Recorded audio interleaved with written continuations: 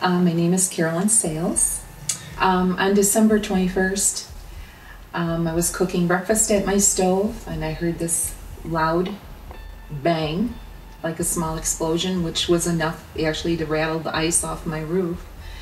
And within seconds I could smell smoke and fire.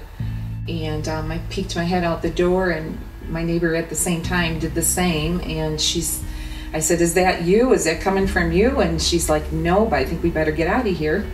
So I was in my robe, I grabbed my coat, grabbed my purse, and ran out.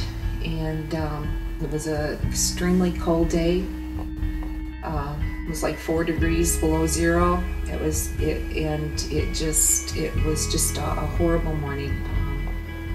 After the fire was over, I was told I could go back in, and my sister and brother-in-law came in with me at that time, and I was assessing the damage and talking to the insurance company on the phone. And as I'm walking through the kitchen, I slipped on water and ended up in emergency room on the same day. So we all survived the fire, nobody got hurt, but after the fire I ended up getting a hurt. I tore all the tendons in my ankle and just really badly bruised my whole foot. And after the fire, I had, this was on March 3, I was called into my boss's office and found out that my position had been eliminated due to financial cutbacks. I ask God why all the time. I try to make sense of it all, and I can't. I want to put things in order. But I do know that God sees the bigger picture. He is sovereign. There is a purpose, and I have to trust Him even though I don't understand. My name is Dean Assink, and our family has gone through some trials over the years. In 1993, my oldest son was diagnosed with a rare blood disorder called aplastic anemia, and it was life-threatening.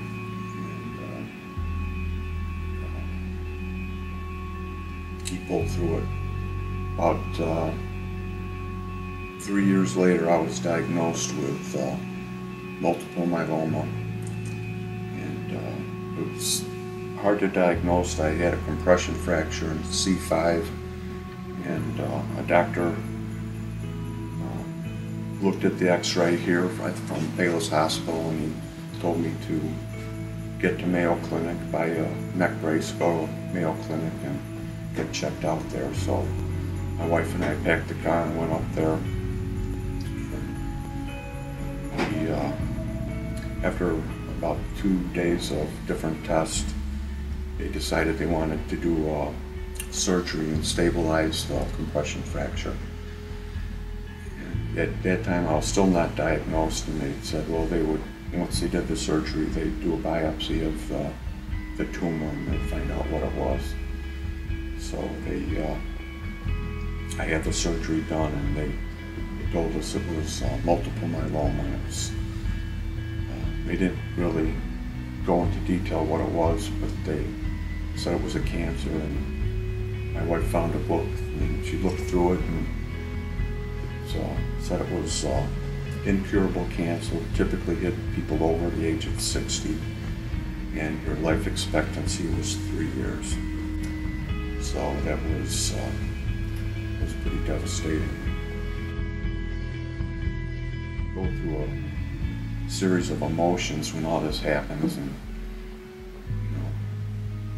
disbelief and anger, and then you start leaning on the Lord, and I think the prayers of the Christian community and church really help too to change your life and change your perspective on life. And at some point you just say, God, I'm in your hands now, do with me as what you please. And the peace comes over you, and I think God uses these trials to mold and shape you.